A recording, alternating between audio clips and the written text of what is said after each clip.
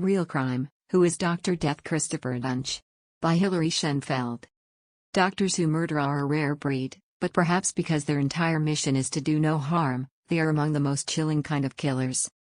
Texas surgeon Dr. Christopher Duntsch is one such physician who violated his oath so profoundly by intentionally botching surgeries that he became known as Dr. Death.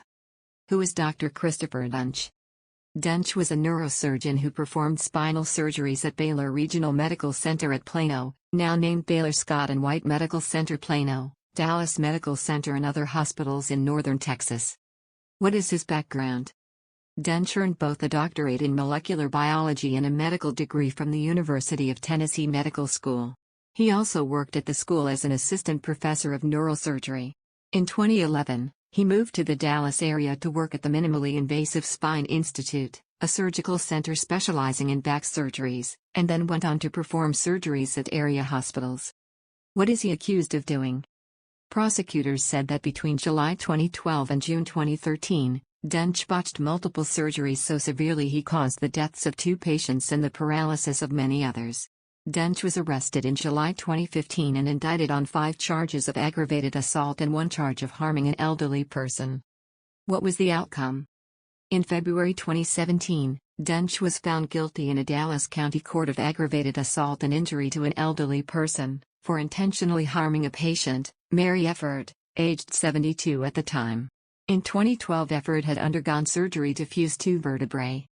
A subsequent surgery by a different doctor revealed that Duntsch had committed a number of devastating errors, including leaving surgical hardware in Efford's soft tissue and a nerve root, severing a different nerve root and improperly screwing holes into her spine.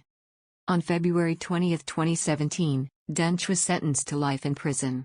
He won't be eligible for parole until 2045. Why wasn't Duntsch charged with murder?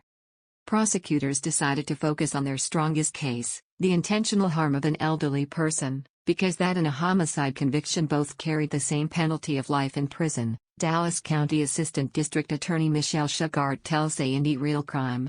It didn't help us to try a murder case, she says. Was he a criminal or just a terrible doctor? Shugart says the surgeon acted maliciously.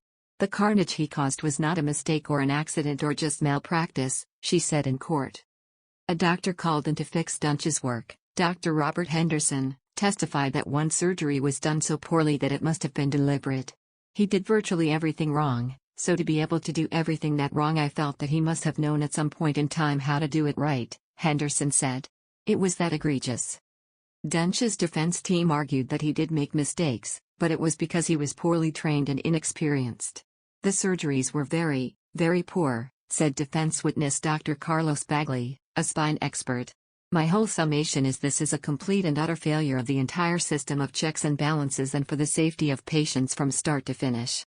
Did the victims feel any relief at his sentence? In some ways. For the families, it gave them that closure. He was finally held accountable for what he had done, Shugart says. But they will have lingering scars, both physical and emotional, which will never go away. He took their lives and also the lives of those he injured, she says. They have to live the rest of their lives with the pain he caused. Why wasn't he caught earlier? According to Matt Goodman, writer and online editorial director for Dallas-based E! Duntsch's atrocities slipped through the cracks. Nobody stopped him soon enough, wrote Goodman in his article, Dr. Death. The hospitals didn't do their due diligence until it was too late, and those who could have spoken up didn't. The article also noted that some patients who filed lawsuits ended up settling and signing non-disclosure agreements to prevent them from talking about the case. How did Christopher Duntsch get the nickname Dr. Death? Another physician, Dr. Jack Kevorkian, earned the moniker Dr. Death in the 1990s for his participation in and advocating for assisted suicide. Kevorkian died in 2011 and the nickname faded from the public sphere and had not been associated with other doctors until Duntsch's case started making news. After Duntsch was called Dr. Death in D Magazine's headline, the name stuck. Was he a serial killer? Prosecutor Shugart thinks so. Not in the traditional sort of way, but you can classify him that way, she says. He certainly would have kept going if anyone hadn't stepped in to stop him. Duntsch himself seemed to indicate that he was or aspired to be one, once writing a friend that he wanted to leave the love and kindness and goodness and patience and become a cold-blooded serial killer. Where is Christopher Duntsch now? Duntsch is serving his time at the OBLS unit at the Texas Department of Criminal Justice Prison in Walker County, Texas, near Huntsville Prison in